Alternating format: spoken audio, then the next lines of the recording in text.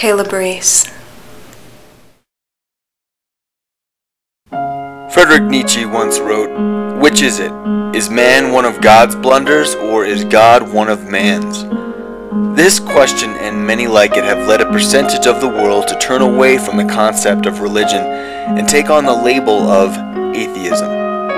Atheism is the belief that no deity exists, or simply the lack of theistic beliefs.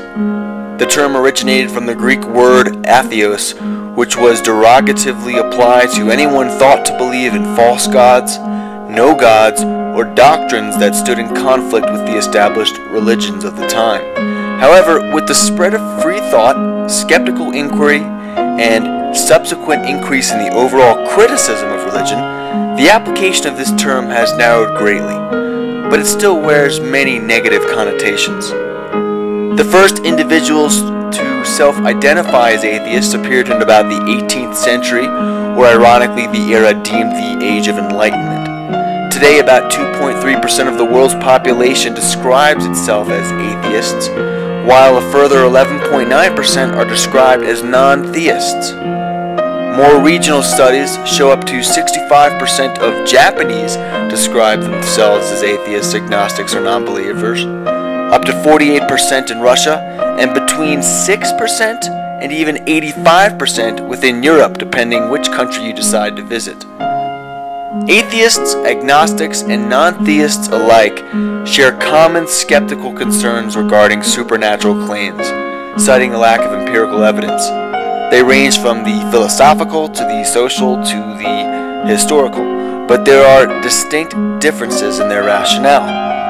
Pragmatic viewers of atheism, also known as apatheists or agnostics or weak atheists, live life with no gods and explain natural phenomena without resorting to the divine. They do this by the rationale that although the existence of gods is impossible to disprove, gods neither provide additional purpose to life nor influence everyday life, so they are unnecessary and or useless.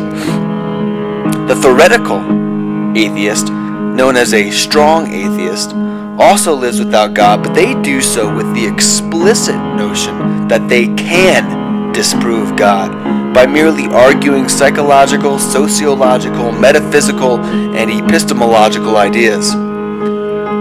When theists attack atheism, they generally point at people like Hitler and Stalin. The overall criticism is based on a variety of arguments, usually including assessments of its validity, the consequences of not believing, its impact on morality, and the dogmatism and actions of those who are atheists. A common quote attempting to refute atheism can be found in the Bible, and it states, "The fool has said in his heart, there is no God." Beyond this, some even say atheism is a sin against the very virtue of religion. Philosopher Blaise Pascal is famous for making the wager that says, even though the existence of God cannot be determined through reason, a person should wager as though God exists, because one has everything to gain and nothing to lose.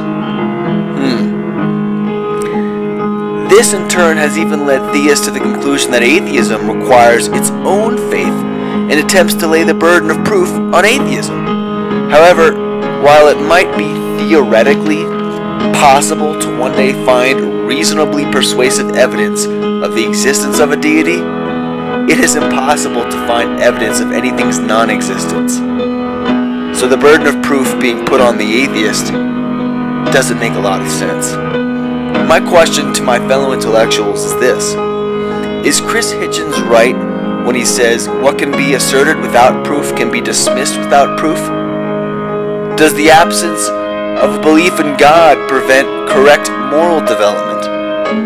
And is atheism just another crazy belief system in itself, one that seeks to take power away from a pure and holy truth? Well, I'm biased. I am an atheist. I wouldn't say I'm proud to be an atheist, but I'm certainly not ashamed. Being atheist is kind of like, I guess, I don't know, being a brunette to me. So what? Doesn't mean I have bad morals or no less. just means I don't believe in everything that I'm told, I guess. You know, some atheists are nice people, and some are mean. Just like some religious people are nice, and others are mean. I can imagine if you live in a religious house, and walk to church every day, and pray as a family every night, and have only religious friends and get involved in only religious functions, that you may see religion as an obvious and natural truth. But if you are free to question and explore without so many controls and censors, you might come to the conclusion that God is not necessarily a fact of life. He's just got a very committed and persuasive fan club. So, why am I an atheist? Well, Delos McCown said it best. The invisible and the non-existent look very much alike. This is Kailabreece. What do you know? Oh, on a side note, to all my atheist and theist friends, being rude to one another does little for either case. Might is not right. Evidence has been the only way we've been able to decipher truth. So pursue it, question it, and share it. And when I say share, I do not mean pushing one's beliefs. It's only sharing when someone asks. Peace.